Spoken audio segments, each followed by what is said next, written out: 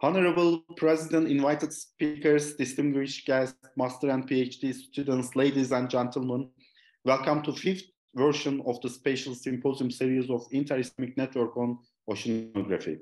I am Bülent Çavaş, Secretary of Inter-Islamic Network on Oceanography and one of the moderators of this event. I am very pleased to be together with you at another INOC event. I am very happy to share with you that the INOC network is expanding day by day.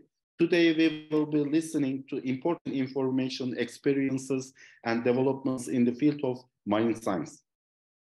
We would like to thank our distinguished speakers and participants who are contributing to this process. We will start our events with the speech of our INOC President, Professor Dr. Şermin Açıkçınar. Madam President, we will be more than happy to hear your opening speech, so the floor is yours. Thank you. Dear scientists and participants, it's my pleasure to welcome all the participants today for the fifth latest developments on Marine Sciences Symposium series. That is one of the important activities of the Inter-Islamic Network on Oceanography. I believe that such networking activities will positively affect research opportunities and effective collaboration in the field of marine sciences among Islamic countries. I also welcome distinguished speakers from Turkey, Iran, Malaysia, and Indonesia, and they come here to share their knowledge and experiences for the marine science field. Water is primary resource for the presence of life on Earth. Water quality is one of the main challenges that societies will face during the 21st century, threatening human health, limiting food production, reducing ecosystem functions, and hindering economic growth. During the last decades, water quality has been negatively influenced by a continuously increasing population, rapid industrialization, climate change, increasing urbanization, and careless utilization of natural resources. Heavy metals and polycyclic aromatic hydrocarbons are among the most harmful pollutants in the ecosystems due to their persistency, bioaccumulation, and high toxicity.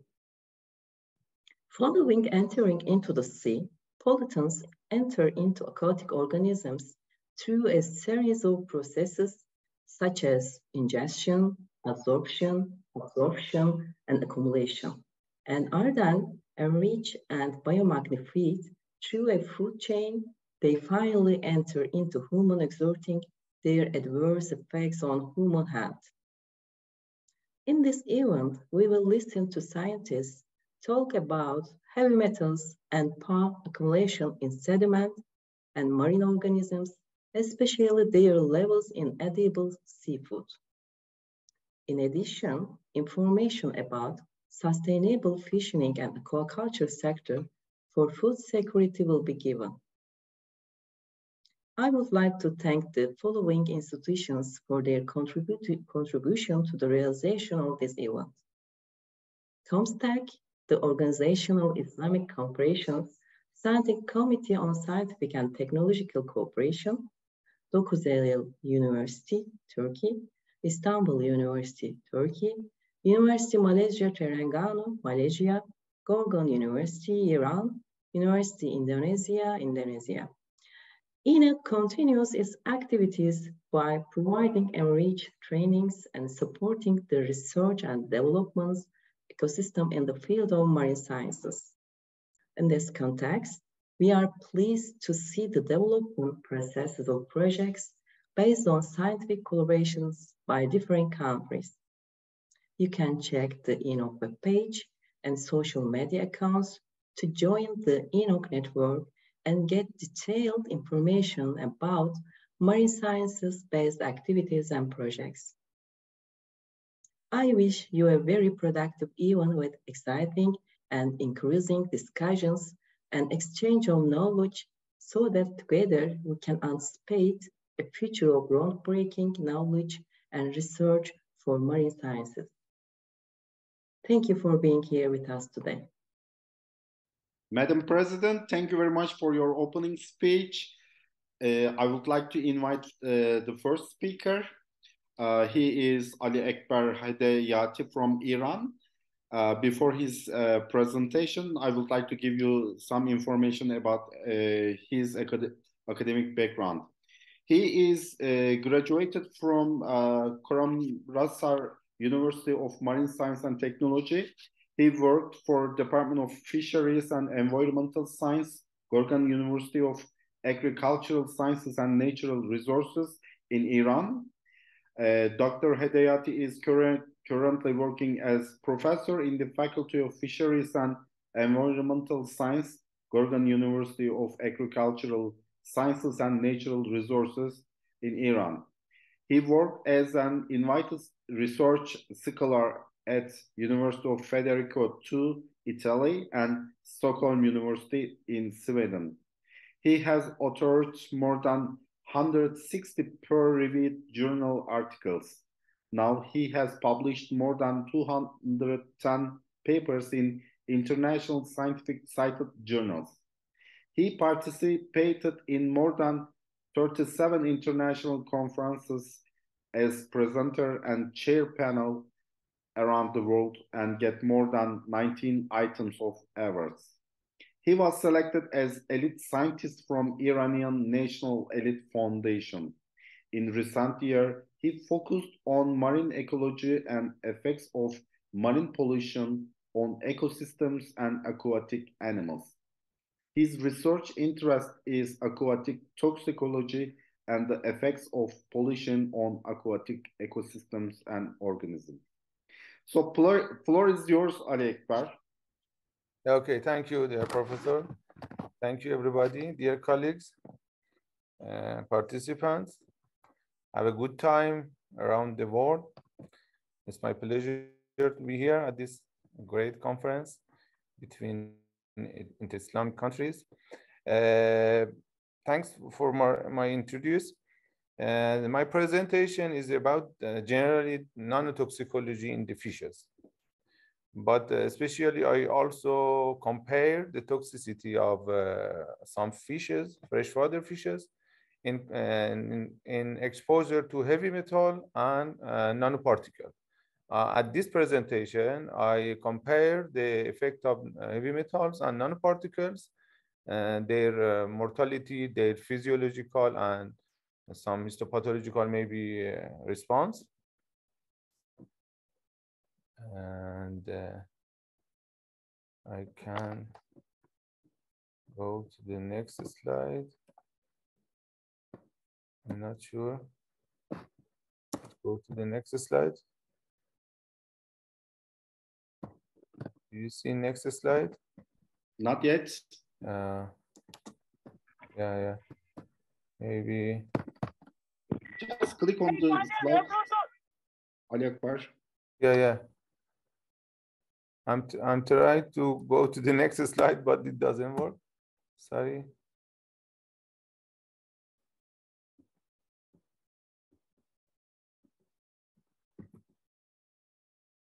Maybe I close the share screen and.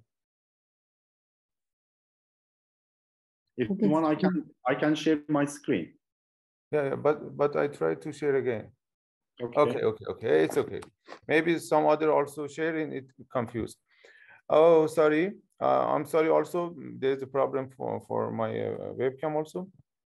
As we know, the aquatic ecosystems are the main target of pollutants. Are very important at the environmental studies. Aquatic ecosystem are the main target for every studies. For example, pollution and environmental toxicity studies.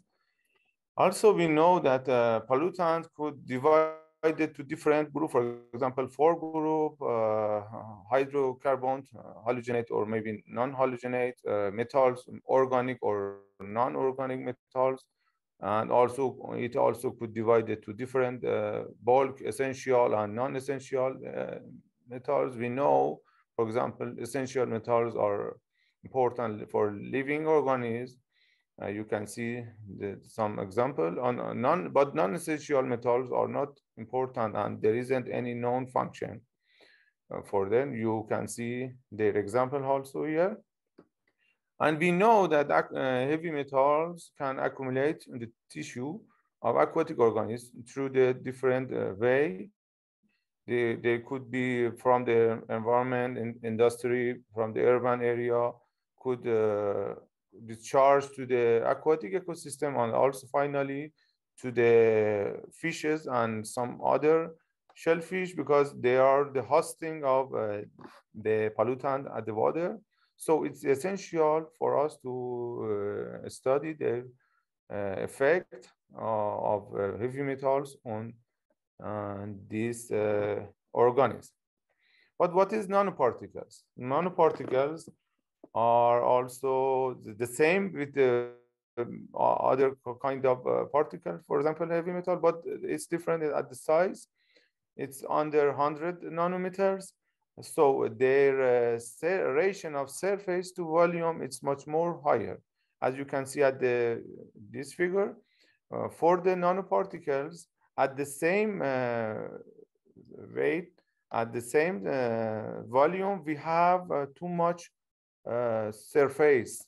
It's very, very effective. It's very suitable for any kind of industry, drug, food, something. But if it should be as a xenobiotic, it also should be harmful.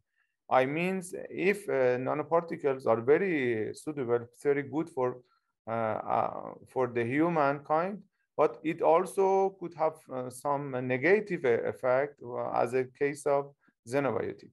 Here, there's different kind of nanoparticles. You can see the main kind of nanoparticles are nano-oxide. You can see different example of nano-oxide. Nano-metal oxides that are the for this study we use these kind of nanoparticles. You can see them. They're broadly used because they are diversity in chemistries and can be prepared in variety of figure and size. They are at different industry, different arts of humankind you can use. Here we see some diagrammatic characteristic of nanoparticles, for example, nanozinc and nanotitanium. We need for nanoparticles, we need to have some electronic microscope figure. We should be sure about their particle size, about the purity, about the diversity, about the density, pore volume, and also this is also some characteristic of our nanoparticles that we use at our study. So as we can conclude the first step of this presentation, nanoparticles, or especially nano-oxide, can flow to the water ecosystem and can have a variety of effect on aquatic organisms. Their effect could be from molecular till survival and community population. It means there is a variety of effects from the molecular biochemical to population could be assumed from the nanoparticle. At our studies, we use some freshwater fishes and use some mortality and physiological tests. For example, we used the big head carp because it was keystone here. Market value, too much rate of aquaculture here, and the different kind of freshwater fishes we used here.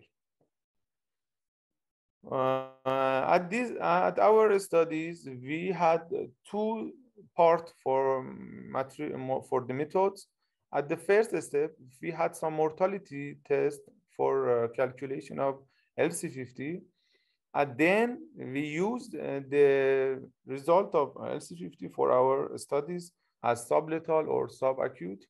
You know that the LC50 is known as the lethal concentration of 50% of mortality in the animals.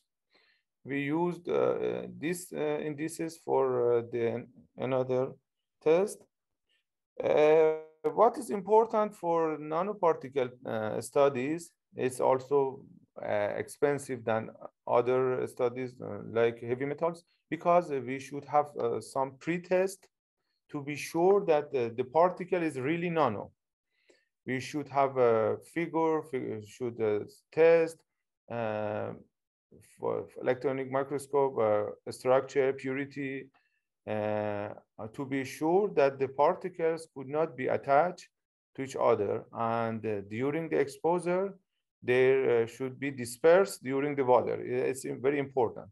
We should have some this kind of pretest to be sure that our nanoparticle is really nanoparticle, and after exposure to the water, it's also dispersed, and the particles are completely dispersed from each other and don't attach to to each other. So we need some bath sonicator, for example, to disperse, and we should have investigate the suspension stability and concentration suspension.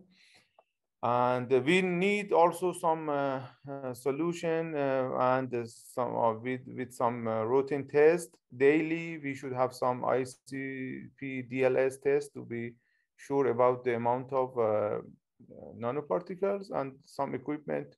It's very routine. As a result of first step of study LC50, that's very routine.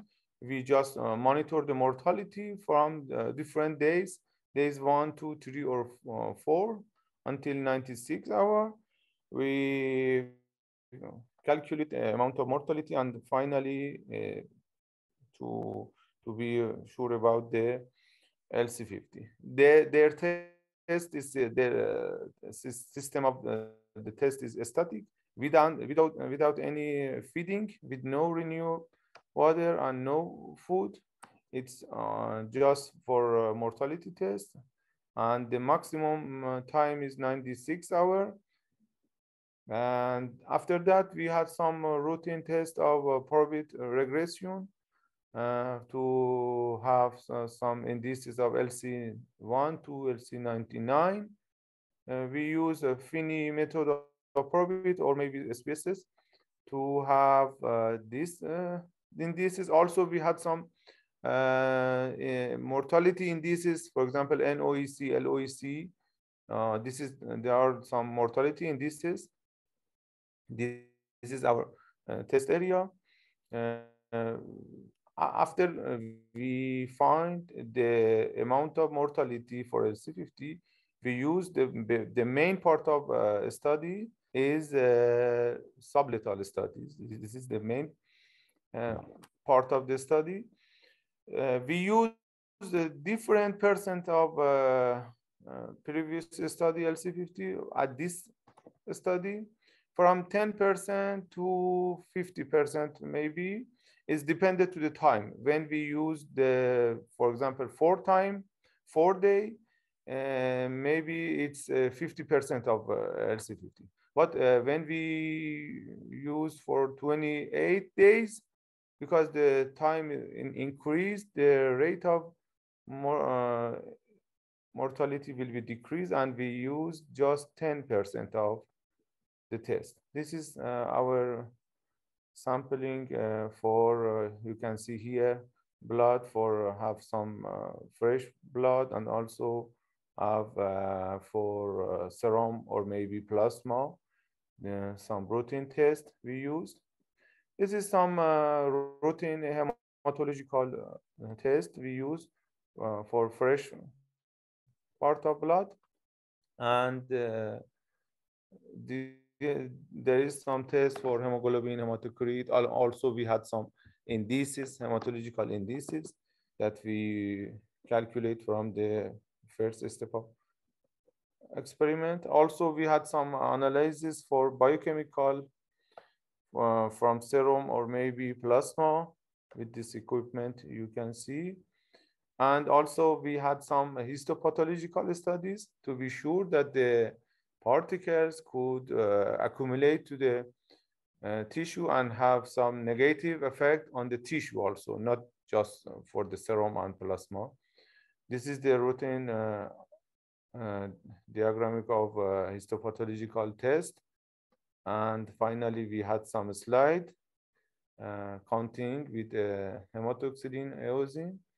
Also, we had some growth parameters. We had some formulated data to be sure that the nanoparticles could have effect on some somatic and growth indices. We had another test to compare the effect on some routine test. You can, for example, you can see the different treatment, and we calculate, for example, FCR, SJR, or some condition factor and some growth, routine growth indices. And also at some test, we had some bacterial tests for the effect of probiotic in the resistance of nanoparticles. So at this study, we just be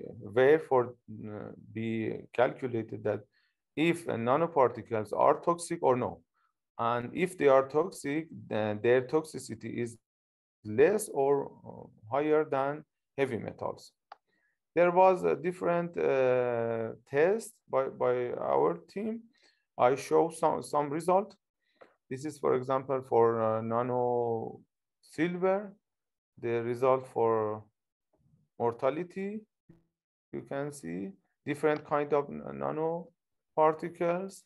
You can see, and at this test for big head carp and comparison with goldfish, we found that the mortality of nanoparticle is lower, very, very lower than heavy metals. But nanoparticles had mortality effect, but their rate of mortality was lower. At another study, we had some tests for lead and zinc on rainbow trout. Also, we had some routine mortality test. At the rainbow trout, also we found that the mortality response of nanoparticles are lower. At another study on goldfish for nanotitanium, we had some mortality test also. But what's important for us, it was that during hematological, biochemical parameters, the nanoparticles had a much more effect than heavy metals. It's what completely different than mortality. All of our tests show that it may be nanoparticles had lower mortality rate than heavy metals, and they couldn't lead to the mortality. But at the same dose with the heavy metals, the physiological damage, and mainly hematological and serum biochemical damage, was more than heavy metals. This is our printed paper related to this kind of studies I show here. Also, we had some histopathological tests to be compared the effect of nanoparticles on heavy metals, and we found that as a general conclusion, this is my last slide. I try to finish at 15 minutes. We found that in compare with heavy metals, if I say at the simple sentence, in compare with heavy metals, toxicity of nanoparticles was very lower. It means a nanoparticle could not lead to the mortality. But at the same dose, physiological damage, hematological and serum biochemical damage of nanoparticles was more than heavy metals, just for physiological, not for histopathological. For the histopathological, also heavy metals, but more higher. And it means nano-oxide have less mortality effect, but more physiological damage. It need to be aware the effect of a increase of nanotechnology during the human activity. We need to have much more tests to be sure that the effect of nanoparticles at various industries can be harmful to the marine ecosystem, and we should monitor it and be aware their in spite of their benefit of nanoparticle. Maybe we should have aware for harmful effects. Thank you very much, and sorry if it was much more than 15 minutes. Dr. Ali Akbar Hedayati, thank you very much for your informative presentation. I would like to invite the next speaker. She is Sinem Aydın from Dokuz Eylül University Institute of Marine Science and Technology. Before she started her presentation, I would like to give you some information about her academic background. She graduated from Manisa Celal Bayar University Department of Biology in 2001, and then she completed her Master of Science in Manisa Celal Bayar University, the Department of Biology in the Graduate School of Natural and Applied Sciences in 2004. She received her PhD degree from the Institute of Marine Sciences and Technology at Dokuz Eylül University in the field of marine living resources in 2011. She was appointed as a lecturer at the same university in 2012.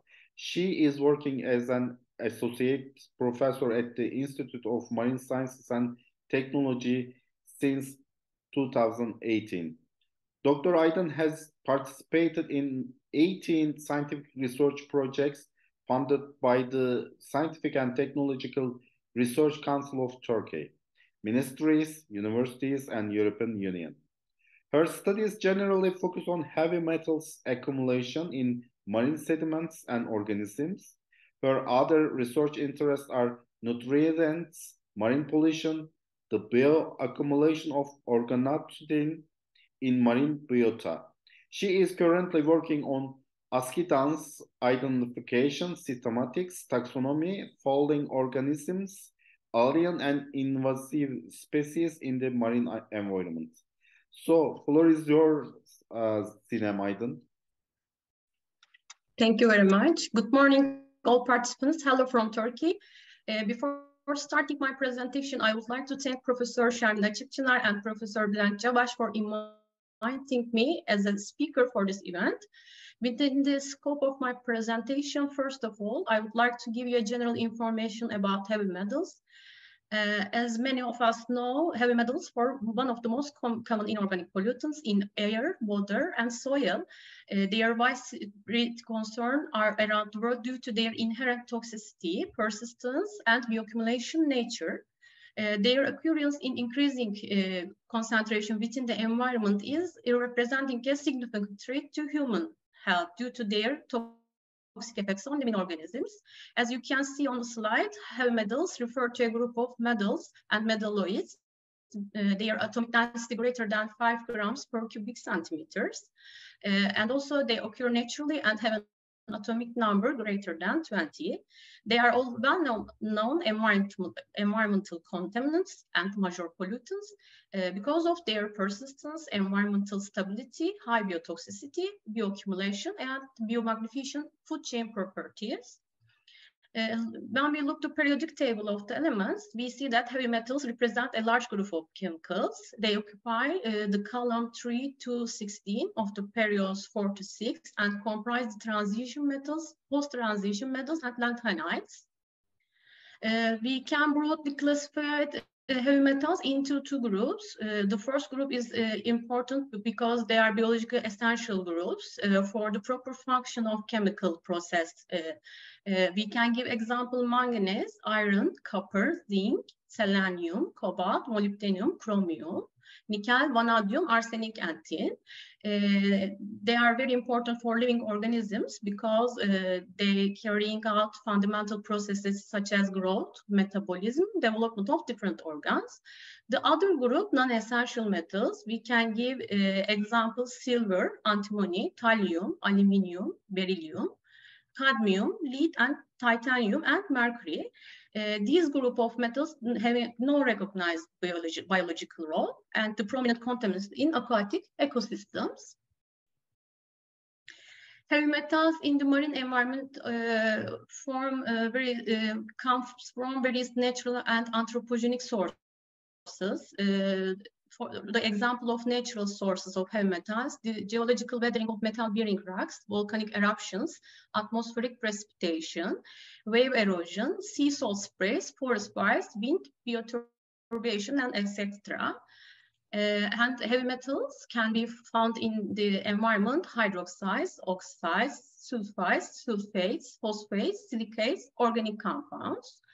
As we can see on the table, pesticides, insecticides, herbicides, paints, mining and rapid industrialization, urbanization, agriculture and urban runoff, transport, domestic sewage, use of chemical fertilizers, fossil fuel combustion, and metal processing are the anthropogenic sources.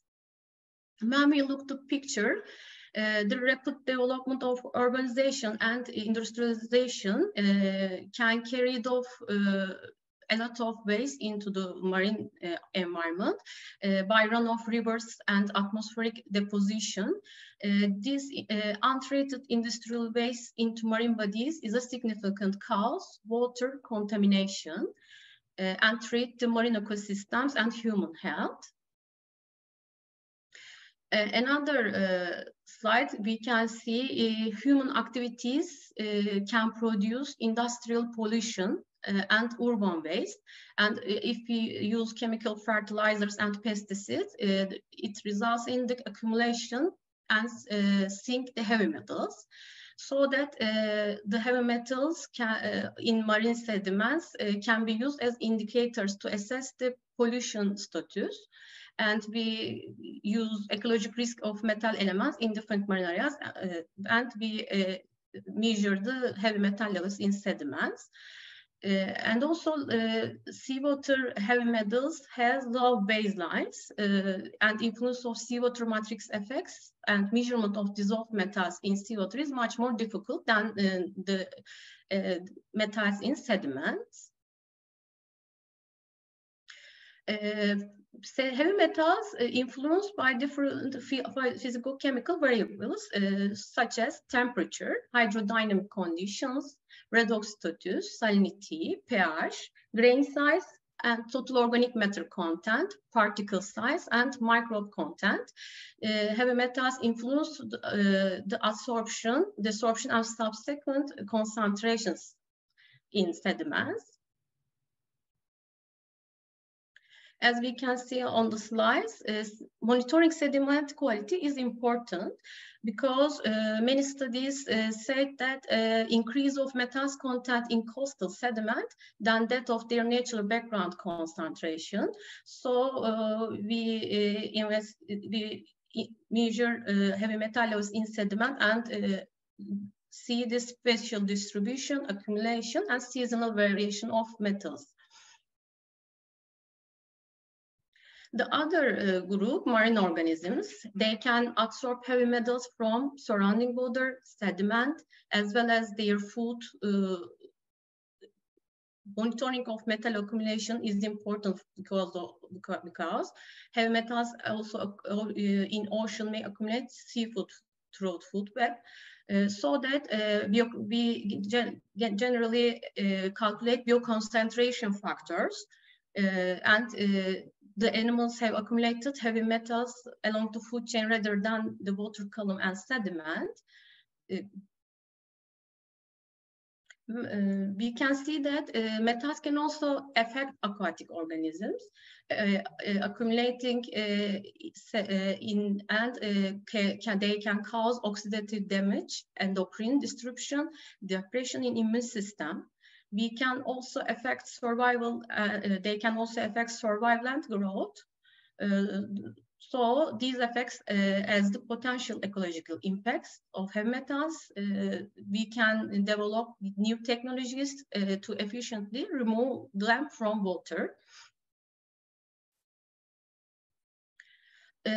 To investigate the heavy metals, the contamination pollution is usually done by calculating different factors and indexes.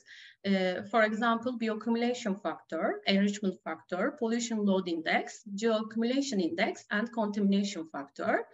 Heavy metals easily to accumulate and have strong biological toxicity. They pose a potential threat to human health. By enter the human body through the cumulative effect of marine life, bioaccumulation and biomagnification processes and pathways of heavy metal pollutants from one trophic level to others in the food web is very important. As we can see, according to Zamora-Ledesma, many heavy metal ions are toxic, mutagenic, tetrogenic. Even at very low concentration, they can cause organic damage, affect lungs, kidneys, liver, prostate, esophagus, stomach, and skin. And also they can cause Alzheimer and Parkinson disease.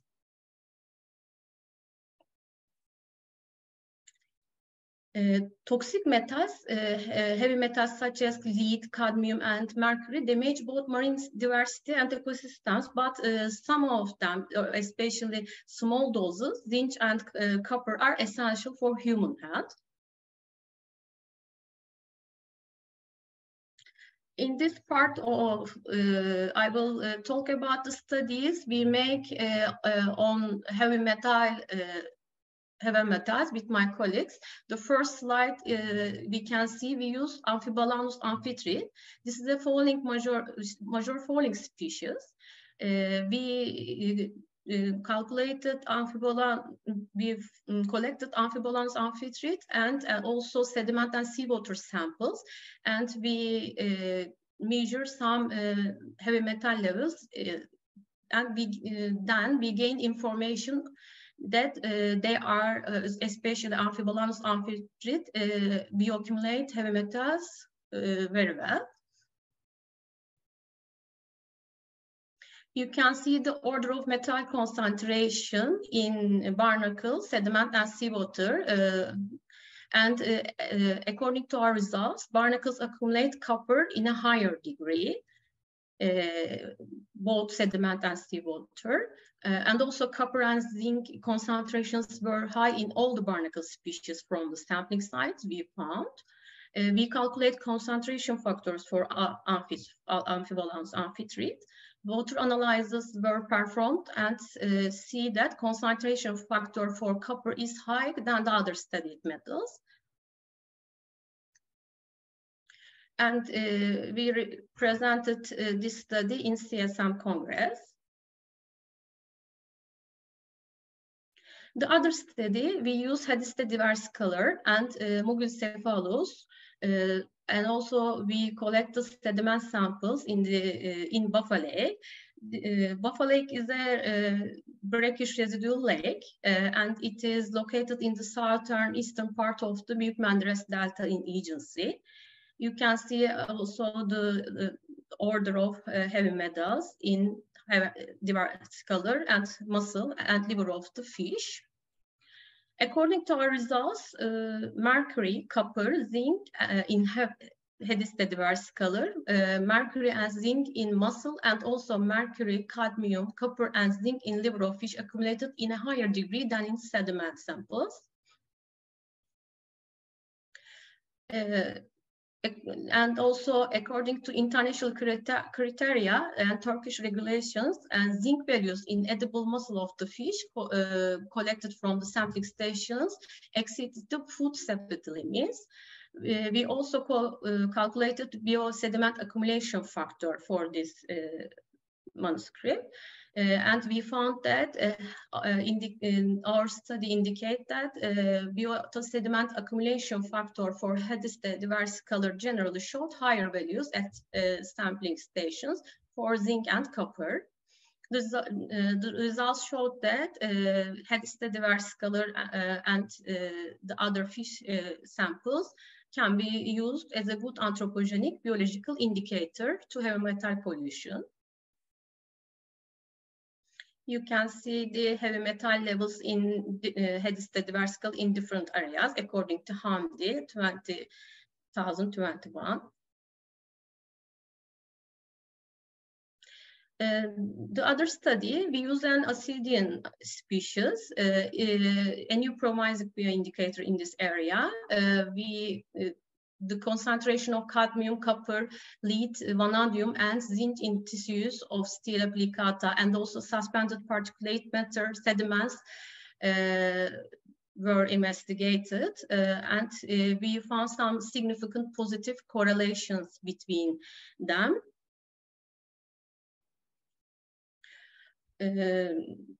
Based on the findings, we can see that zinc, copper, and lead concentrations in suspended particulate matters, sediments, and Stela plicata samples were generally presented with higher values at the sampling stations, and they were these sampling stations were used both in shipping and related activities. And also the other finding was the Stela plicata is a stronger accumulator of vanadium, but the low levels in this study showed that these vanadium levels lack of anthropogenic sources of this metal in the sampling area. In conclusion, we can say that suspended particulate matter and sediment can be a useful tool to detect the pollution status of the marine environment, and Stela plicata is a promising alternative for monitoring of heavy metal pollution. You can see the literature comparisons of metal concentrations.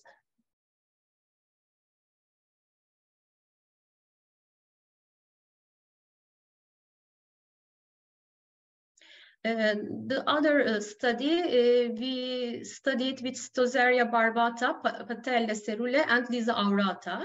We use inductively coupled plasma atomic emission spectrometry. Samples were collected from 5 coastal stations along the Eastern Aegean Sea, and you can see the order of heavy metal levels in the following sequence. We can found positive relationships between water, sediment, and marine organisms, especially for iron and manganese. And Stoseria barbata represented higher bioconcentration factor, especially for iron, manganese, and zinc values. This observation may support that Stoseria barbata can be used as an indicator species for these metal levels. And also Lisa aurata were found to be lower than the maximum permissible heavy metal levels in the Turkish legislation and FAO guidelines. And we can say that Patella cerule, Lisa aurata, and especially Stoseria barbata are good bioindicators and biomonitoring species for the heavy metal studies. And also we did another study, Patella cerule, and we find similar findings.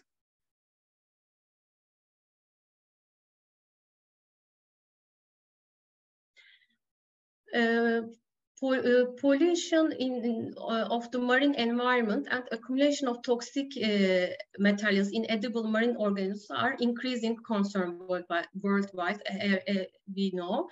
And heavy metal monitoring is an important tool to assess the level of contamination in marine organisms. For example, Stoseria barbata is an edible brown seaweed, and Stela plicata is eaten as seafood in Korea. And you can see different Ascidian species. They also consume in Italy, France, Japan, Chile.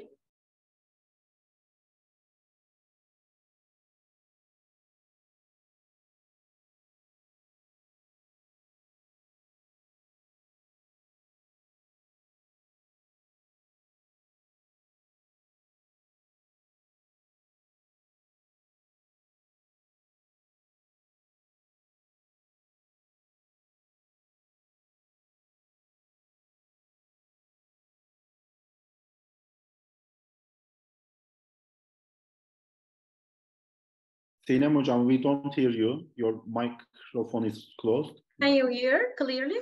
Yes, now we hear you. Yeah. Please go ahead. Okay. Can I tell this slide again? Yes, please. Yes, please. Okay.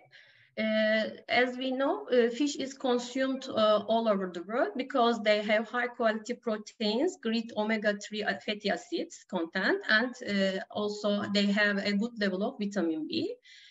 So that marine organisms represent a direct link between heavy metal contaminants in the environment, and we can study to understand the distribution, the accumulation of heavy metals in marine organisms in coastal regions. At the end of my presentation, I would like to say we hope that these studies will contribute to a comprehensive understanding of the distribution, accumulation, transport, and ecological risk of heavy metals.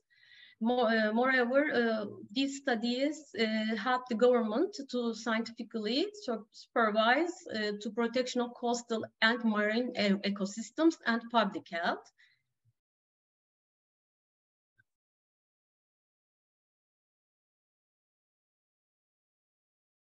Thank you for listening to me. Sinem Hocam, thank you very much for your very nice and informative presentation on pollution of marine ecosystem and accumulation of toxic materials. So once again, thank you very much. I would like to introduce the next speaker. He is Yong Jao Chuan, shortly JC. I would like to introduce about his academic background. Before he starting, his research interests are related to marine pollution and marine biogeochemistry of inorganic and organic compounds. His research activities are focused on nutrients, bacteria indicators, trace elements, and particular pH through a combination of multidisciplinary research work. The research investigations are atmospheric dust, aerosol depletion on the ocean, nutrient enrichment influences on phytoplankton and coral reef ecosystem, water quality in the aquatic system, ocean acidification study, pH in the marine environment, and the health risk to humans. The research approaches are mainly collecting samples and conduct experimental work in the ocean, open ocean, coastal waters, mangroves, and analytical work in laboratory using diverse analytic techniques and instruments. He is also committed to education services to the undergraduate level by the Faculty of Science and Marine Environment, University of Malaysia, Terengganu. So JC, floor is yours for your presentation. Your microphone is closed, JC, your microphone is closed. Okay, thank you, Professor Bullen, for your great introductions. Here I would like to share some of my work with you all. First of all, I'm going to talk about the polycyclic aromatic hydrocarbons, pH accumulation in seafood. I'm so happy with the opportunity where I can share some of my research work with you all. First, talking about the pollutions in the environment is a very close relationship with human and oceans and everything. So, because we all know eventually most of the waste or pollutants being generated intentionally or unintentionally, eventually it will be sink into the oceans. And from there, And today I have, for this work, my research work, I have chosen the PAH, polycyclic aromatic hydrocarbons, because this is one of the study gained a lot of attentions because of the carcinogenic effect from this compound. Those that has been claimed that can give some carcinogenic effect on to humans, but not all of them has been confirmed yet. And here we have a few which has been identified, which can give a carcinogenic effect to human. But before we go to that, I would like to introduce how they're being produced and get into our aquatic environment. First of all, when we have the industrializations, the combustions from the industry, forest fire, or the exhaust gas from the vehicles, cigarette, and some crude oil or oil products, when they're being dumped into the environment, eventually they can be slowly diverted into the aquatic system and eventually gets into our marine environment. Okay, so some of them might go through the airborne routine, and some of them might seep into the groundwater and eventually being discharged into the river and eventually being conveyed to the bigger water bodies such as oceans, sea, and so on. Well, when the pH get into the aquatic environment, if some of them could be metabolized and change into the other compound, but some of them that are quite persistent and stay in the environment.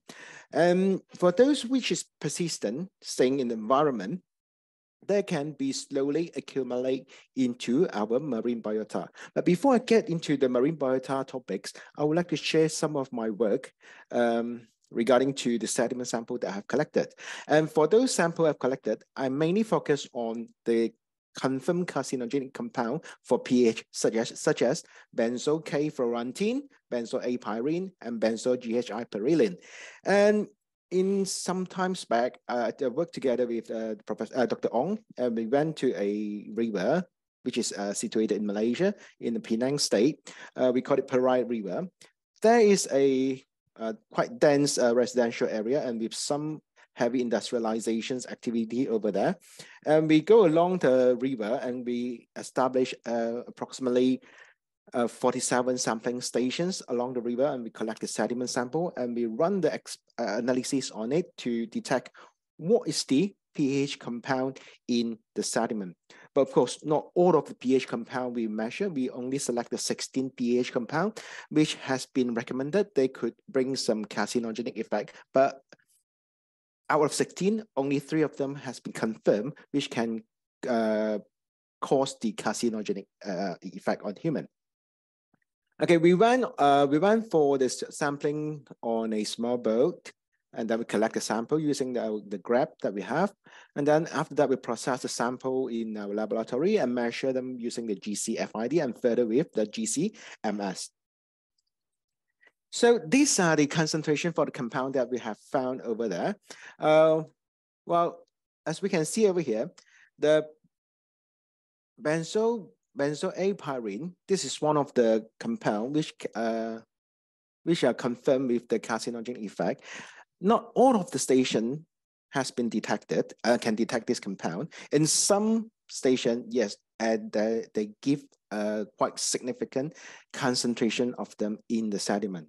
Okay, yeah, and these are the results from all the stations we have visited.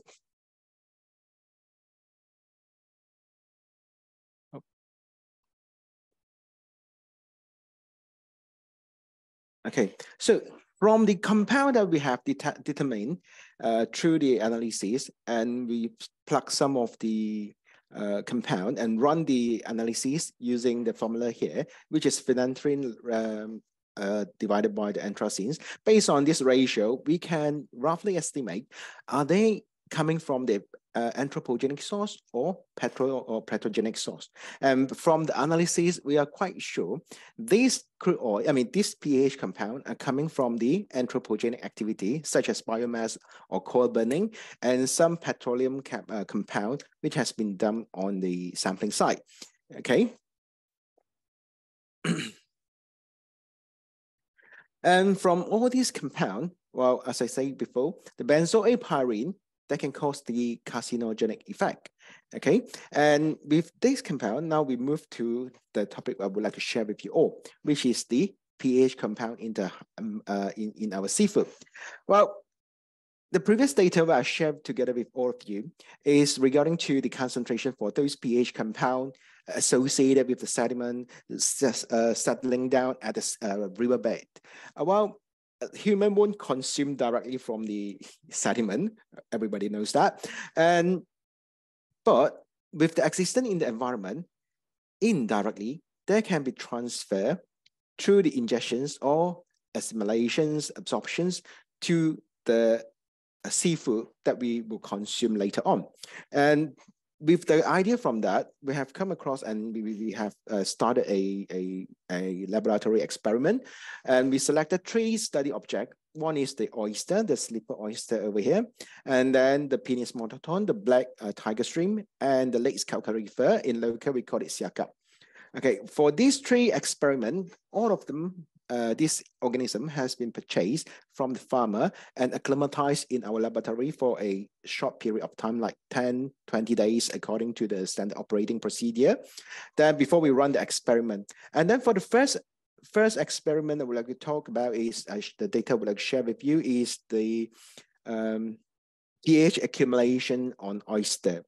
According to our study, for the accumulations of pH in oyster, for this part, we were more emphasizing on the different salinity and different concentrations of pollutants we feed the oyster. For this organism, we feed them with pyrene together with the phytoplankton, which being blended together. And we have run some small experiment to make sure they filter or uptake all the pollutants and the phytoplanktons that we trying to feed them for a certain period of time. And then we get to observe after 8 days of exposure, that can accumulate quite a significant amount of pyrene in the body, especially when they feed them with the higher concentrations of pyrene. And after 8 days, we will conduct another experiment, which we call it depuration experiment. At this time, we will get rid of all the pollute. I mean, we will no longer contaminate the food that we want to feed the oyster, and then we let it depurate, and we feed them with the clean, nice phytoplankton, and observe it for another 14 days before we take the whole oyster, dissect them, and try to extract and run through the same analyses to detect the concentration. And surprisingly, well, it is good news as well. Most of the pyrene that has been accumulated before has been depurated and left behind a small amount in it, which is a good news. If the pollutants keep remaining in the bodies, that will be a very bad consequences for human if we consume it in a large amount, because oyster is quite a good food and everybody loves, I mean, quite a lot of people loves to eat oyster also. And after that, we also run an experiment, the same concept, on the tiger shrimp, which is Penis monoton. And for this time, we're using the pH compound, which we call anthracene. And we expose the contaminated feed to the tiger prawn for 30 days. And after 30 days, we go through the depuration process as well, where we will feed them with a clean feed to observe their response from our experiment. And for the tiger prawn, you can observe that at the 10 days, the accumulation has reached to the maximum, the climax. And after that, will slowly depurate, but at a very slow rate until we feed them with the clean food, put them in a clean water, because we replenish the seawater in our experiment system. We can observe they can depurate those pH compound in a faster rate. Okay, well, throughout the experiment, especially when we're running the accumulations process, we can observe that some of the necrosis has developed on the shrimp. And when we go through the histology analysis, we can observe in the control, the tissue cell of the shrimp look like this. And when we expose it to the higher concentrations anthracene, you can see the tissue look totally different, which has been ingested, and this is the necrosis part for the shrimp. Okay, and the next one is we run the bioaccumulations for anthracene, the same pH compound with the tiger shrimp. And this time we use the fish, we call it Lakes calcarifer, which is barramundi, or we call it Siakap loca. And this is the system that we have established in our laboratory. This is a closed and circulating, closed, not closed, it's a flow-through system. Okay, and then the water in the experiment tank will be replenished every day with the supply of the new fresh seawater, and the and the salinity has been adjusted, so they're always giving a same salinity and the same temperature. Everything is controlled, same temperature, and being supplied to the experiment tank, and we will observe what is the response from the fish. And from there, we run the accumulation experiment for, well, initially we was planned to do it for 30 days, but eventually, because of when it comes to the day 27, we start to observe some mortality, and then we decide we shorten the accumulation period, and then we start the depurations process at the day 28. Well, we can see the climax over here is they reach to the almost plateau concentration at the day 27 to 28. And surprisingly, when we start to do the depuration experiment, we can observe the petroleum hydrocarbon compound in the fish has dropped drastically within 24 hours or a tiny bit longer. Okay, and then after that, the concentration will remain quite stable and it's remain in the body for quite some time. Okay, but don't get confused. This concentration is referring to the concentration of pH compound, especially the anthracene, from the whole fish, including the head, guts, tissue, and the gills, everything together. Okay, and there's another experiment. We take the fish, we also dissect it accordingly to the muscle, head, guts, and gill, and we run the different analyses on it. We get to find out that head is the part can accumulate the most hydrocarbon compound, the pH compound. Okay, well, I mean, this is quite a sad news formulation because we like to eat the. We have a very tasty delicacy, which is the curry fish head. Well, maybe we can consider to eat not too frequently in future. The next from here. Okay, after we have run the accumulation experiment, the next thing we need to do is we need to do a calculation, see what is the safety level for the concentration they have in the body, and we still can consume them safely without any adverse consequences if we want to consume on those fish. And this is a calculations based on a 70 kilogram body weight person, okay? And this is the formula for the risk-based concentrations, and this is how we run the calculations. And in the same time, because of all the compound we use, we detected in our sediment sample, or which is potentially existing in our environment, we used to analyze this 16 targeted compound, and we want to convert it into a benzoylpyrene equivalent according to studies. Okay, so after we have converted all these different compound into a benzoylpyrene equivalent, then we can sum them. We can add them all together to come up with a reference concentrations to tell how much fish we should consume per month according to this charge being produced by Banali. And yeah, according to here, if the fish, if the BAP concentrations in the fish ranging in the range start from 0 to 0.4, well, we can have, we can consume it more than 16 times per month. And if the concentration is getting increasing, okay, then we should reduce the frequency to consume this fish. Okay, and of course, this is based on a meal where we consume 227 gram fish per day for a person with 70 kilogram body weight. Okay, yep. And here is one of the the summary from other studies. Okay, for instance, like here we can see the BAP, benzoyl A pyrene equivalent concentrations. Like, I mean, from here, if we compare to the previous concentration here, 0.40 to 0.4, where we can happily consume them more than 16 times per month. Okay, but at certain concentrations, if after we converted it into the benzoyl A pyrene equivalent concentrations, that will shoot up more than 0.5, for instance, like this one. Then we shouldn't consume the fish too frequently. Okay, but for this these concentrations, eventually we will add some up together, because this will represent the concentration for the PAH compound we get to detect in the fish itself, and then we put them all together, and this is the total value. If a person consumed the whole fish, including everything, and this is the reference number, with this concentration, which is they should consume approximately 4 times per month. This is only a references, okay?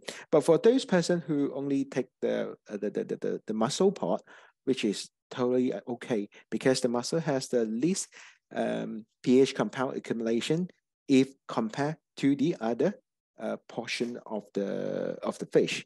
Okay, and we also have conducted a study. We did some bycatch in the Besut estuary, which is one of the small town in the east coast of Peninsular Malaysia, and we run the we go and do the bycatch from the environment, and we run the same analytical procedure, and we get to detect the concentration is pretty high, which is 8.2. Of course, again, this is the concentrations we get to produce from the whole fish, including the head, including the muscle, guts, and the gills. Okay, but for fish consumptions, normally we only take the flesh part, and only certain special delicacy we will use the head as well, and the guts and the gill. That is the part where we will not consume. And according to our study, we would like to suggest, those high concentration in the head and the guts part, it might due to the fatty content from the fish body, because the pH compound is very much lipophilic. The oil could be, this is the associations consequences from their meeting in the environment or in the body of the marine biota. Okay, if we have a concentrations for like 8.2 BAP equivalent, so recommendedly is 1 ml per month. Okay, well, we still can consume it, but not too frequently. And of course, I'm not suggesting we use this data as a absolute concentrations or recommendations to the public, because this is only based on a few sample. It's not great enough to represent the whole environment. Okay, just coincidentally, the fish that we caught, they show these concentrations. Okay, well, I think with that, I would like to end my concentration, and those are the information I'm happy to share with all of you. Thank you. JC, thank you very much for your very nice and informative presentation about polycyclic aromatics, hydrocarbon, and bioaccumulation in seafood. So thank you once again. So I would like to remind the participants that you can send your all questions using a Zoom chat box. We will ask them at the end of all presentations in here. So please don't forget to send your questions if you have at the Zoom chat box. The second issue that it is very important for us to know your country. Please share your country information in the Zoom chat box so that we can record this country information in our internal reports. So we are waiting for your country information. I would like to introduce the next speaker. She is from Turkey. She is Esrar Billur Balcıoğlu. She is graduated from 19 Mayıs University Engineering Faculty, Environmental Engineering Department in 2005. She completed her Master in Science in Environmental Engineering of Istanbul University in 2008. During her Master, she started to work at Istanbul University Faculty of Aquatic Sciences as a specialist. She completed her PhD in 2014 from Istanbul University Faculty of Aquatic Sciences Marine Biology Department. With her PhD study, she has become one of the several researchers who study on Turkish straits system. Now she has been working at the Institute of Marine Sciences and Management Chemical Oceanography Department of Istanbul University since 2018. She has participated in many scientific research projects funded by universities, the Scientific and Technological Research Council of Turkey, the European Union, and ministries. Esra has several years of experience in the field of marine environment. Her environmental awareness interests are mainly on marine ecosystem, marine pollution, particularly petroleum hydrocarbons, water quality, marine chemistry, chemical oceanography, organic and inorganic pollutants, their interaction with marine ecosystem, and pollution at Turkish strait system. Her career goal is to contribute positively to chemical cycle of microplastic in marine environment. Esra Hocam, floor is yours for your presentation. Thank you very much. Dear Bülent Çavaş, first I would like to thank all of you for your kind invitation, and I would like to thank all participants for listening to me. Good afternoon and good morning to some countries. In my presentation, I would like to talk about polycyclic aromatic hydrocarbons in sediments and mostly in biota, but especially at Turkish strait system. Firstly, I'd like to talk about what's Turkish strait system. Turkish strait system is an international waterway including Istanbul Strait, the Sea of Marmara, and Çanakkale Strait, and it has two-layer current system. Their salinity is different. For example, surface layer has 18 to 25 ppt salinity. That means its density is lower, so it's the surface current. And another current system, that means Mediterranean Sea, its salinity is quite high. So its density is high, that means comes from Aegean Sea to Black Sea. And you can see the table, Turkish strait systems, Istanbul Strait and Çanakkale Strait. Sorry for that, yeah. Number of vessels, tanker carrying dangerous goods of the last decade of Istanbul Strait and Çanakkale Strait. And when we talk about shortly polycyclic aromatic hydrocarbons, their sources, hydrocarbons in marine environment, marine traffics and accidents, transport by airborne aerosols and rivers, biosynthesis of hydrocarbons by organisms, that means natural process, and partial or incomplete combustion of fuels. Polycyclic aromatic hydrocarbons, actually, previous speaker also explained the detailed information about it. So I would like to not to elongate too much, but their origin, pyrolytic source and petrogenic source. Pyrolytic source, sorry for that, just a minute. Otherwise, organism biogenic or biomass coal combustion. Petrogenic sources, that means mostly anthropogenic activities, exhaust gases derived from transformation processes in soils and sediment for aquatic environments. And this is the table how to understand the origins of polycyclic aromatic hydrocarbons. We use these PAH components of the ratios of PAH components. And then Among the components of PAH, phenanthren and anthracene are two structural isomers. Phenanthren is thermodynamically more stable, so phenanthren anthracene ratio indicates petrogenic PAH pollution and also pyrolytic contamination. Fluorantane is thermodynamically less stable than pyran, so in case of the predominance of fluorantane-pyran ratio, that means pyrolytic contamination. If the pyran is more abundant than fluorantane, that means petrogenic or anthropogenic PAH.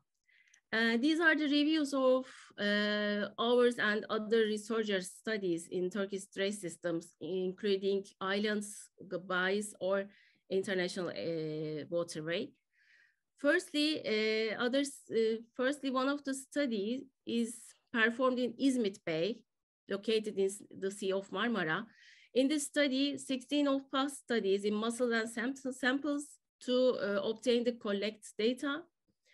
And their range is especially in sediments 30 to 1,670 milligram per gram. And also in edible part of mussels, their concentration range change between 5 to 15 milligram per gram. And among these stations, 86 of the stations has more cancerogenic and mutagenic effects in compounds such as crizan, benzopyran, benzanthracene, benzopyrfluorantane, etc. Another study is performed in Gemlik Bay. It's again located in the Sea of Marmara. The concentration of 14 PAH compounds were analyzed in the sediments collected from 61 locations in the sea, in the Gemlik Bay. And according to their findings, pyrolytic activity is dominant. Meanwhile, petrogenic activity mixed with pyrolytic activity is a matter of the fact in front of the main industrial tourism ports. Another studies again performed in İzmit Bay, but the importance of this study is actually to compare the data before and after the İzmit big earthquake. As many knows, as you know, there how many? 24 years ago, there was a big earthquake in İzmit Bay. So they studies the PAH contamination at this bay. Before the earthquake, total PAH concentration in the bay, sediments reached 220 to 8,900 ppb, while after the earthquake, their PAH concentration is quite high. Sediment data obtained before the earthquake shows that the most contamination originated from high temperature pyrolytic impacts, while the earthquake is originated from petrogenic sources. Another study performed in Istanbul Strait, sediments and biota, that means mussels, and their results shows that their contamination originated from high temperature, that means pyrolytic inputs, and also some of them has petrogenic origins. Another study is again Istanbul Strait and Marmara Sea. They also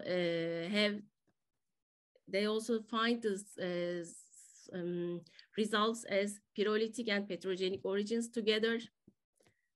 And another study performed in Prince Islands, especially Prince Islands is has the many summer houses, many locations, and also touristic locations. So that is important for their transportation, especially for ship traffic, vessel traffic. And in their study, there are also pyrolytic and petrogenic origins. And this is another important study performed in Turkish trace systems completely. Here is total past concentrations in Istanbul Straits, Marmara Straits, Çanakkale Straits were investigated, and also their origins were discussed. And mostly stations, they have pyrolytic and petrogenic origins.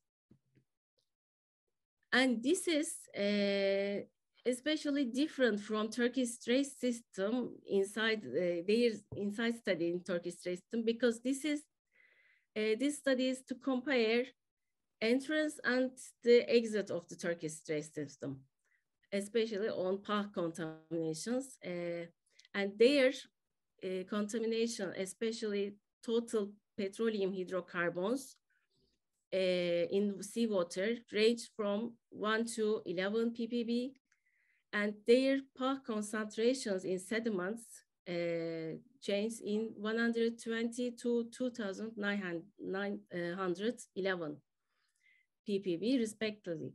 On the basis of the given surface fluxes of the Straits system, average petroleum follows as calculated as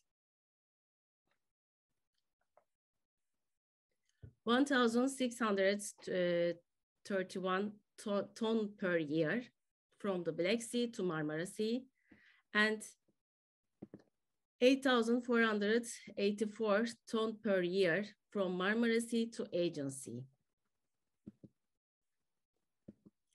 Now, Turkish Straits system, as I mentioned before, it has busy marine traffic, transport traffic, and also touristic activities. Many touristic host many touristic activities. So in this region, we need more monitoring studies to in order to understand the level of pollution and change of pollution. Why are the monitoring studies are important? Exposing the current pollution, forming the database for further studies, determining the temporal change of pollution, comparing their data after accidental spill or leakage, data comparison of polluted and unpolluted areas, determining the main measures to control the pollution in the region. I'd like to thank all of you for listening to me. Thank you for your attention. Thank you very much for your presentation and information about the marine sciences and your studies. I would like to invite the next speaker. She is Noverita Dian Takarina. Before she started, I would like to give you some information about her academic background. She completed her bachelor degree at the Faculty of Biology, Ganj-Ahmada University in 1989. After graduation, she appointed as a lecturer for 1 year at the Department of Faculty of Teacher Training and Education, University of Muhammadiyah, Surakarta, in 1989 to 1990.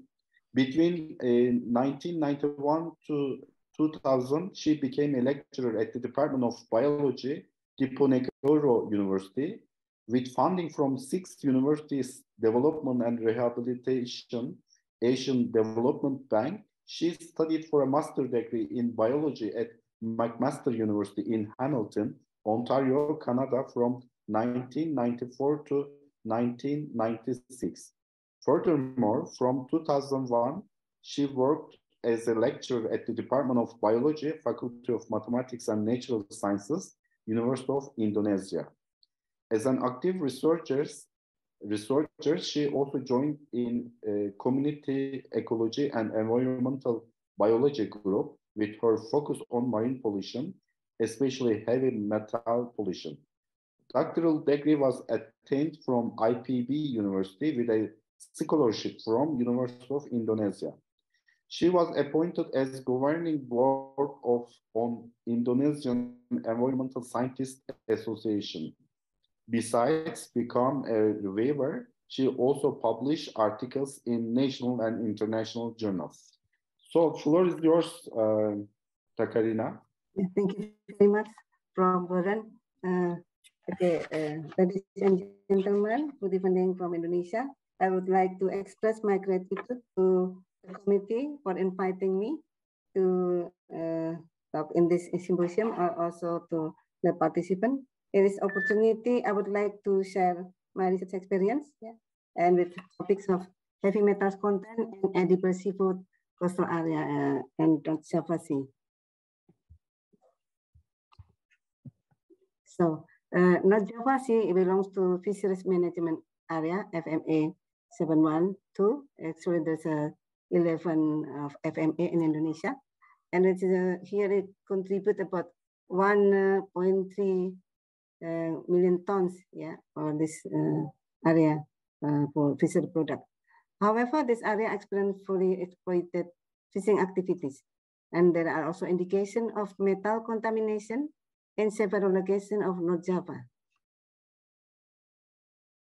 So the possible sources of heavy metals here is from mining activities, vehicle tires, oil pollution, anti-fouling compounds containing copper for painting, anti-corrosion paint, industrial or food waste, agriculture activities such as fertilizer, pesticide, fungicide, and other chemical products.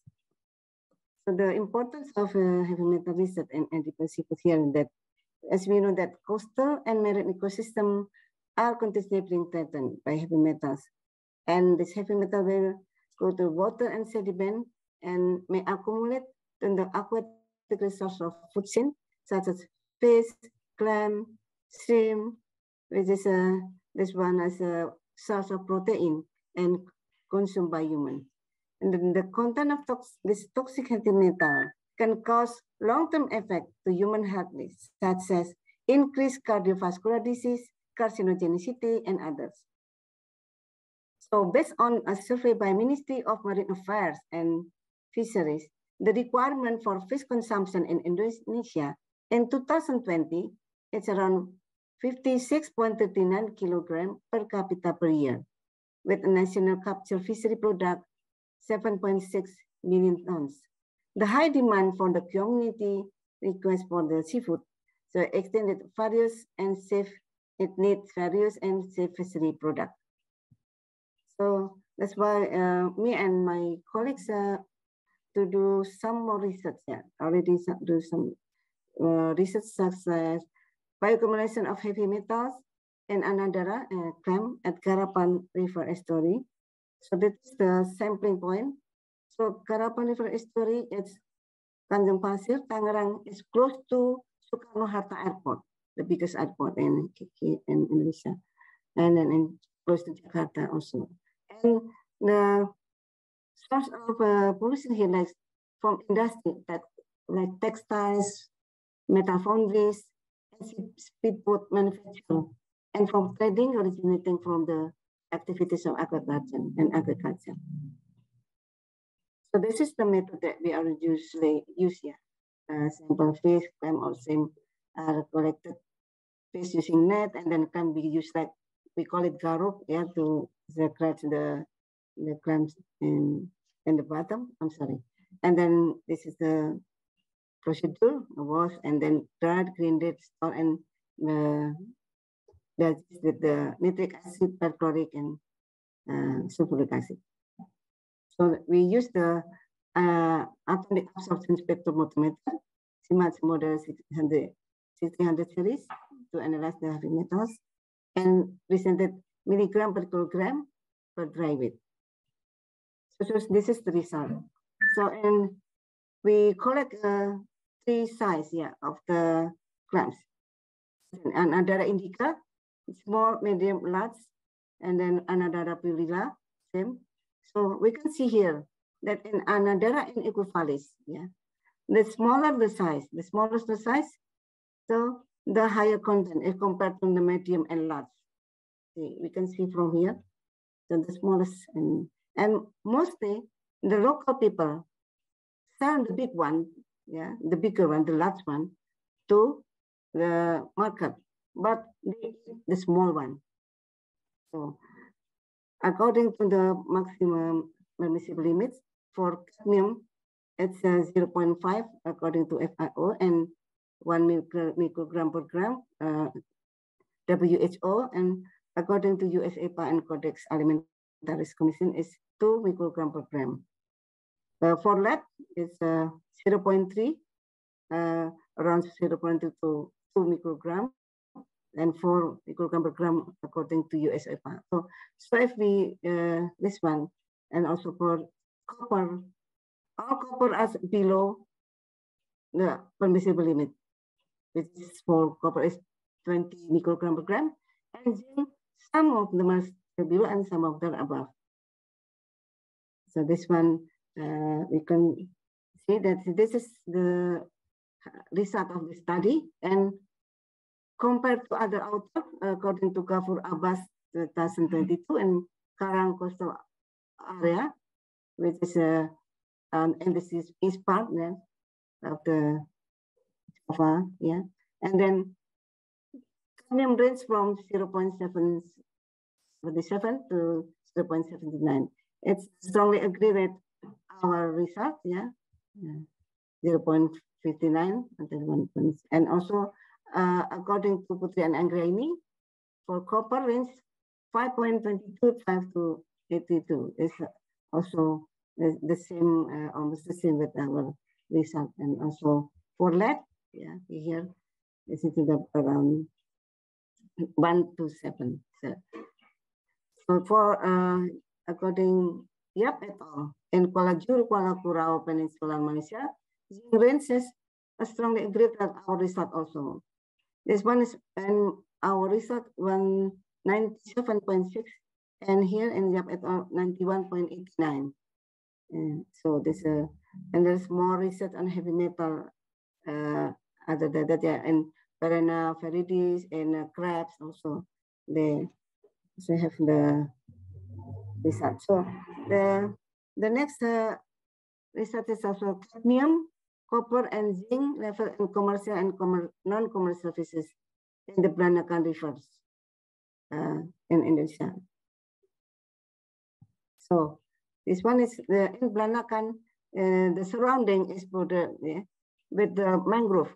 So this is a lot of silvophycery, yeah, activity here. So ponds 20%, and then 80% is mangrove.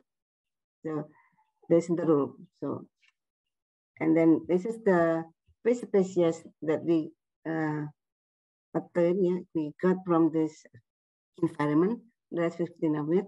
And for this one, tetraodontically Fidis and Pedophthalmus, this is non-economical, non-commercial, because the local people do not eat this one. It's like an ornamental fish.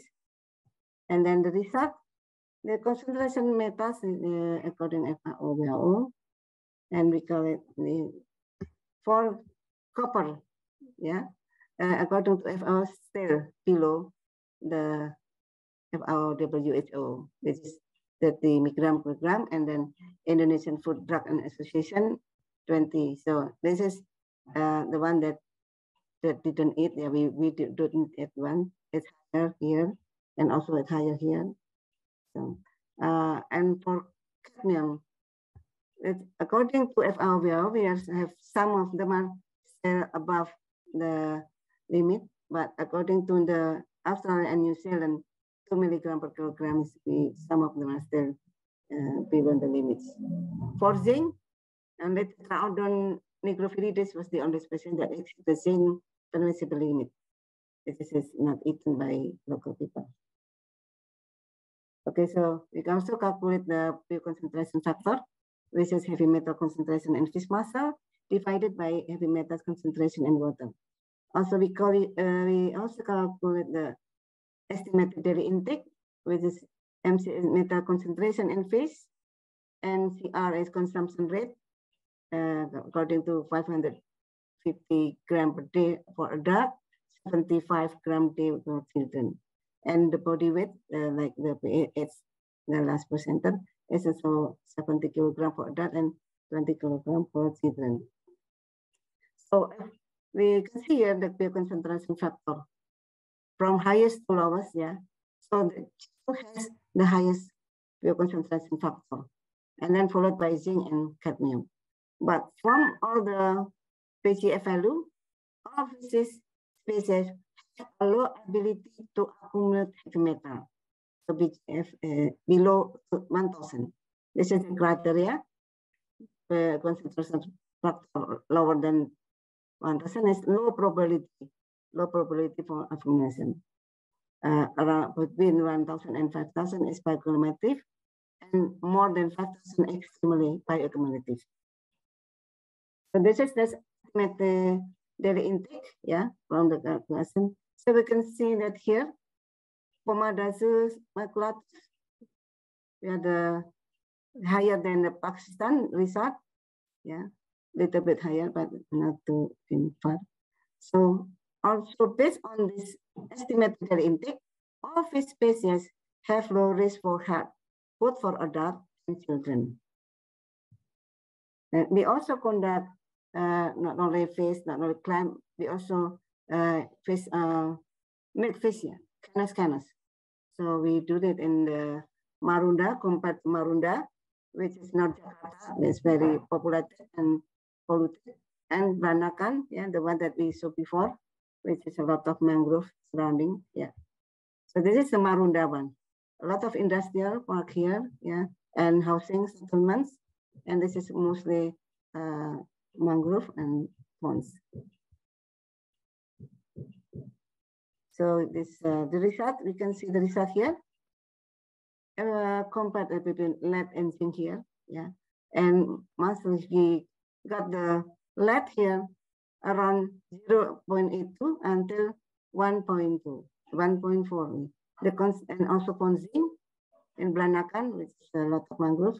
Zinc is still below the, according to the National Agency of Drug and Food Control, which is for lead is 2 milligram per kilogram and zinc is 100 milligram per kilogram. So all concentration in Blanakan are still below the limit. On the contrary, and the Marunda, the one that's polluted and most populated, yeah, the concentration of PB is only one that has lower, yeah, and then 2. The other is higher than 2. And for zinc, still below the standard. So this is the study, result of the study, the Takalina et al. 2013. And compared to Sylvia et al. 2022, lead level in Tanjung Guru village in Tangerang, yeah, it's around 1.16 and 1.95. We strongly agree with our result. And Murthy et al. Zinc level in the muscle from West Godavari waters, India, is a little bit lower than our result, the zinc one. We did also the next research, we analyzed the bioaccumulation of copper and chromium and Fana mushroom from Karawang, West Java. So here, Karawang is one of the things in West Java that has great potential for Fana culture. However, the human activity, household and industry, there's a like KAC, Karawang Industrial Plant. So there's also that quality, sometimes the quality of environment decrease, and it could be have a negative impact on zinc. So this is the result of our research, yeah. So the concentration of copper and chromium, for copper from 1.94 to 5.49 milligram per kilogram, and for chromium 0.04 and 0.85 respectively. Yeah. According to Dadar and all at Persian groove coast, the copper is around 0.06, yeah, 4. Strongly agree with our result also. So for the Wu and Yang, chromium level and the muscle is 14.29 to 32.93, which is higher than our result here. So in conclusion, if I can say that in Anadara in Aquafalis, yeah, the smaller the size, the more metals contained in the Anadara body. And even though the concentration of some metals above the limit, all fishes still have a low ability to accumulate metal. So this is still safe for consumption. The recommendation, regarding with such claims, limit of consumption should be regulated. And then since commercial fish, shrimp, and clam is generally consumable, it is recommended that the metal level in the study location should be monitored routinely to guarantee fish consumption safety and minimize the environmental pollution. This is the references that we use in this presentation. This is my short biodata, and then thank you very much for your attention. Good evening, have a good day. Dear Dr. Takarina, thank you very much for your very nice presentation on heavy metals content in some fish species and in different places and different countries. Thank you very much. Your presentation was very, very important and informative. So I'd like to invite the last and final speaker. She is Rozli Zavati Abla. Before she's starting, I would like to give you some information about her academic background. She is currently serving as a lecturer of the Faculty of Fisheries and Food Science at University of Malaysia, Terengganu, Malaysia. She obtained her Master of Science, Fish Biology and Management from University of Bergen, Norway in 2010, and she completed her PhD in Marine Science from New South Wales, Australia in 2017. She is currently working on the assessing of human impact in marine ecosystems using mollusks as bioindicators.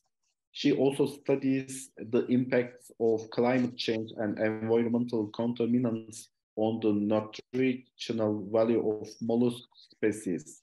At the moment, she obtained a grant from Malaysian government, and she is working closely with other countries like Australia, Vietnam, and Indonesia under Asia Pacific Network for Global Change Research.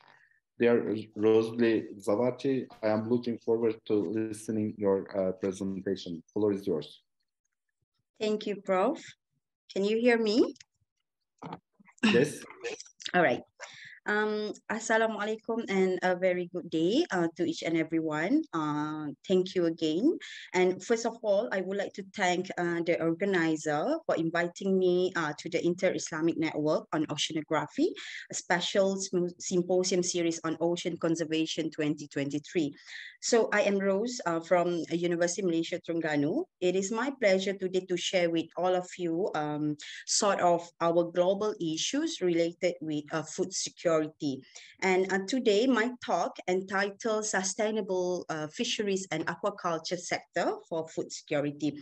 Since this is a general issue, please correct me if I am wrong. So I am welcoming all the comments, all the knowledge that we can share with.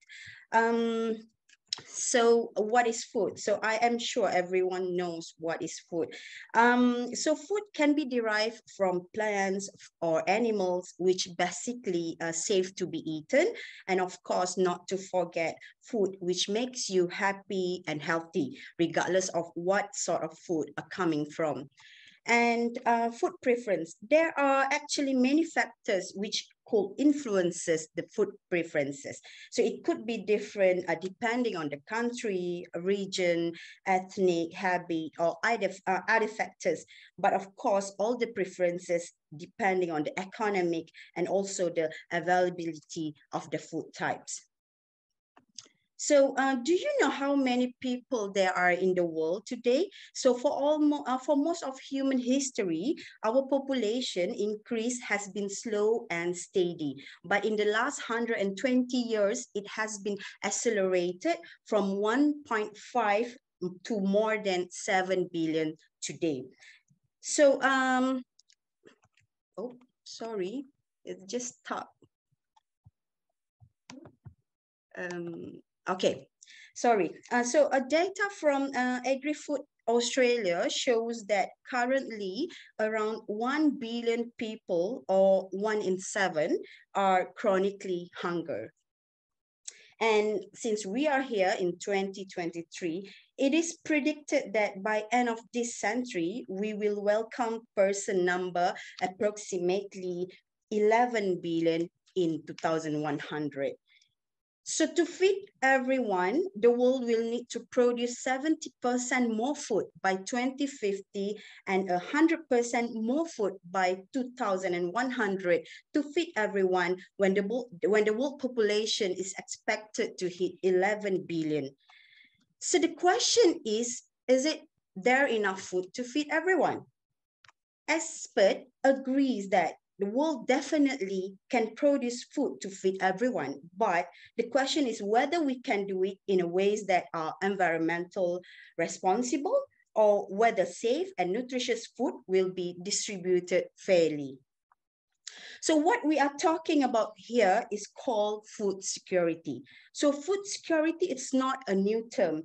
It has been said since like years and years ago. So food security, it's like an evolutionary process where many studies have conducted to define, to measure, and to evaluate the food security, and also investigated between environment and food security. So as you can see here, food security has been defined as availability and enough food. It's considered as food security in 1970s. But then in 1980s, poverty and accessible to food are termed as food security. Then the term has been changed from year to year, like 1990, and then again in 2000, 2010, and keep changing until present.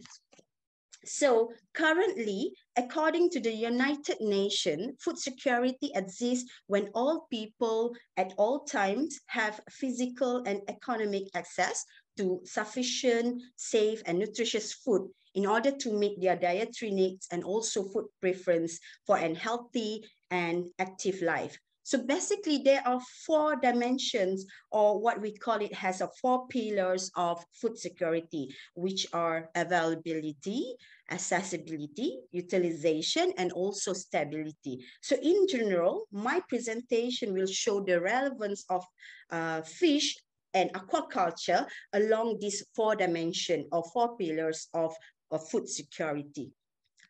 So basically, agriculture is not the only sector contribute to the global food security. So fish also plays has important role for food security by providing protein resources and income to the community. So FAO estimates that 2.9 billion people rely on fish for a substantial part of their animal protein, which is like more than 20% of their animal protein are coming from fish.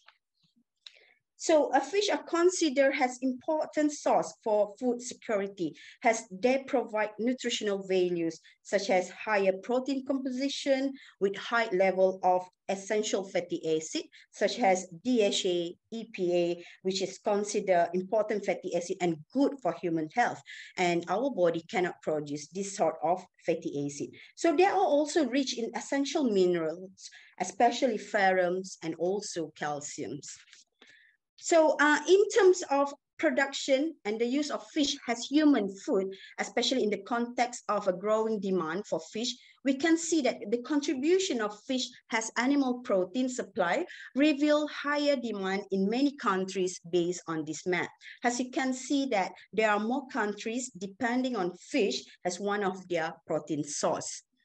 So their accessibility of fish seems to be important, as we can see from these statistic figures, where the trends of eating fish for Southeast Asia were higher as compared to other regions like European or even North America. So increase of market demand could be the key to the emergence of the aquaculture sector.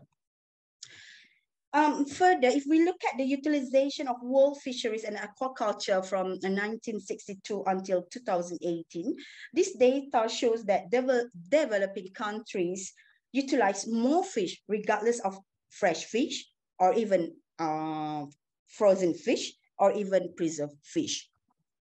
And global average consumption of fish or other seafood reached as high as 20.9 kilogram per person in 2019, with Iceland is the top higher country consumed seafood, followed by Maldives, Kiribati, Hong Kong, Malaysia, and etc., etc. So as you can see, based on the figure. All right, and then so what is aquaculture? So aquaculture is a farming of aquatic organisms, which include fish, mollusks, crustacean, or even aquatic plants. So capture fisheries production is the volume of the wild fish catch landed from all of the commercial, industrial, recreational, or subsistence purposes. So at this moment, based on this time series data from the major species groups, world aquaculture production has progressively surpassed that of the capture fisheries, as you can see here. And then the contribution of world aquaculture has constantly increased if we look at this figure. So although fisheries capture fluctuated year by year, the trend of aquaculture contribution has been steadily increased, while China produced more aquatic animals from farming rather than fishing. And one fundamental contribution of fish to food security is derived from cash crop function. So fish trade is also recognized as contributing to food security at country level, essentially through the generation of revenue from export and imports, and from the payment for access to resources by foreign fleets, or maybe a foreign investment in aquaculture and fisheries. As we can see here, China has been the main exporter of fish in 2018, while China imports also higher in 2018, which is, I assume that is partly because of the outsourcing of processing from other countries, but also could be reflecting China growing domestic consumption of species could not produce locally. So Norway has been the second major exporter, followed by Vietnam. This might be coming from the salmonid fish, like because Norway is one of the largest country which supply with salmon, cod, and trout. So on the other hand, two major markets have accounted for a large proportion of total imports, such as United States and Japan, as you can see on the right column for the imports. And in terms of employment, it's 20.5 million people globally were employed in the primary sector of aquaculture in 2018, which is about 95% located in Asia and 2% in Africa. So in Asia, the number of people employed in aquaculture has grown from 12.3 million people in 2000 and to 19.6 million in 2018. So women are an important part of the aquaculture workforce, with FAO estimating that they account like 1/5 from all of this in total. Okay, the number of people engaged in fisheries and aquaculture primary sector varies by region. As you can see here, this figure provides the regional breakdown using sex disaggregated data from FAO 2018. So globally, the proportion of women in the total workforce in aquaculture is larger than in fisheries. So overall, this proved that women play a crucial role throughout the fish value chain, like providing labor in both commercial or even in fisheries capture. So where appropriate technologies and capital are at their disposal, they also act as small-scale entrepreneurs, particularly in household-level cottage operations. So to determine how fisheries and aquaculture can best contribute to food security and nutrition in the long term, it is important to understand and review the main challenge and opportunity it faces in terms of environmental, economic, and also social sustainability and development. So for instance, in terms of opportunity and challenge in aquaculture and fisheries, like effective genetic improvement and breeding programs will offer great opportunities anyway. So the successful example is genetically improved farm tilapia gift programs, which has been introduced by World Fish Aquaculture. So they are focusing in Africa at the moment.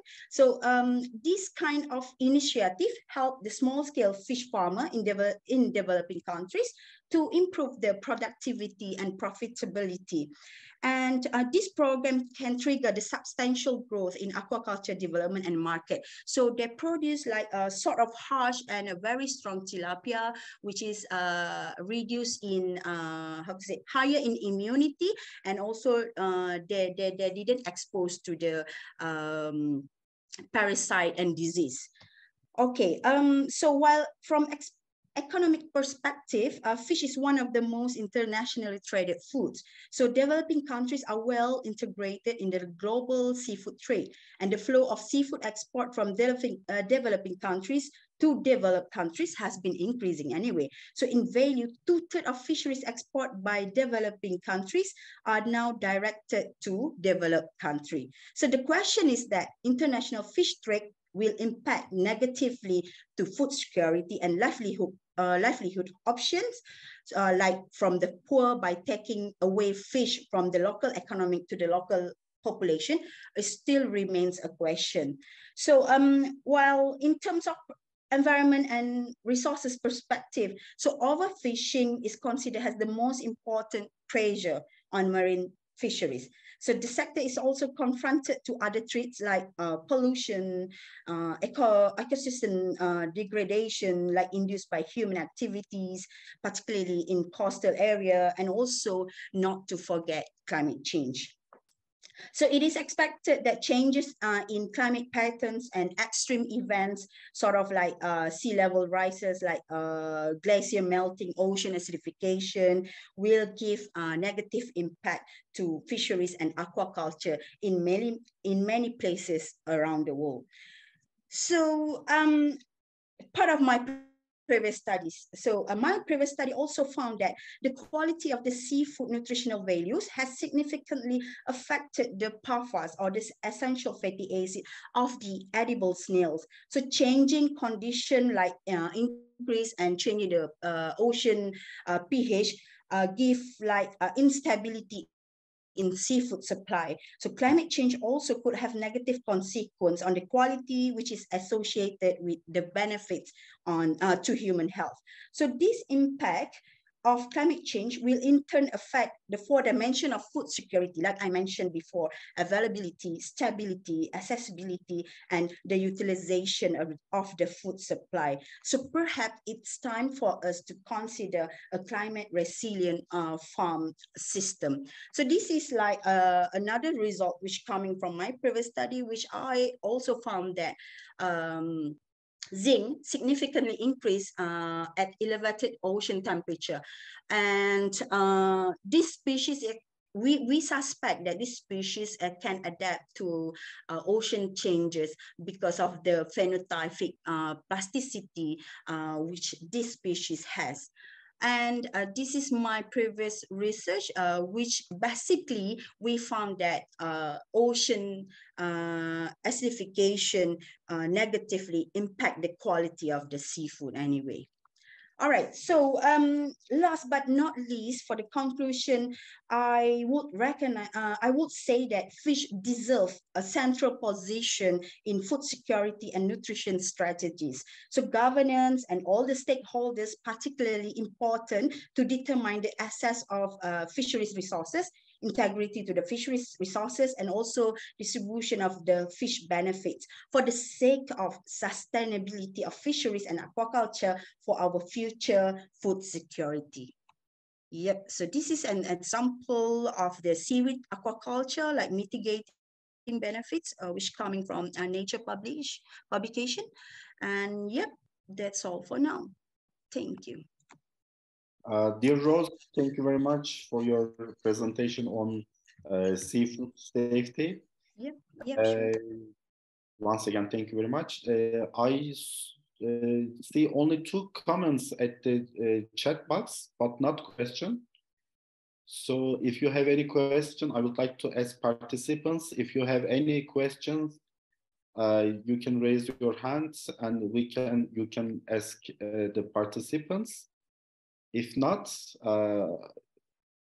let me share my screen in order to thank to distinguished speakers. So first of all, let me share my screen. Okay. So I would like to thank Professor Dr. Ali Akbar Hedayati for his presentation. Associate Professor Dr. Sinem Aydın, thank you very much for your presentation. JC or Yong Kyo Chon, thank you very much for your presentation. Assistant Professor Dr. Esra Bildur Balcıoğlu, thank you very much for your presentation. Dr. Noverita Takarina, thank you very much for your presentation. And finally, Dr. Rose. Thank May you. I say Rose or Rosely Zavati? Yeah, just Rose. Rose is enough. Okay. Yes. Thank you very much for your presentation. Thank you. So, as a final remark, I can say that as INOC, we will continue to organize this kind of symposium series in order to develop high-level knowledge and skills for the master and PhD students and early researchers. After this kind of series of events, we happily see that the bond between researchers in different countries is stronger, and various collaborative projects proposals are formed in this way. So I believe and I hope that this symposium will also provide international cooperation and collaboration among the researchers and scientists who work in different countries. Of course, INOC always will continue to act as a catalyst for the development of such collaborations. So we came to the end of the 5th version of the latest developments on marine sciences symposium. Before closing, let me thank INOC President, Madam Professor Dr. Şermin Açıkçınar for her continuous support and help. Without her help, it is almost impossible to organize this kind of events. As INOC, I wish you all a healthy and happy day until we see you at the next event. So I think this is the final remark from INOC. If you have any comments or would you like to say something, it is the time for you. If not, we can close the symposium. Thank you very much. Thank you, dear Bülent. Great. For the great Congress. Thank you. Thank you, everyone. Thank you, everyone. Have a good help. Have a good day. Thank you. Thank you. Bye-bye.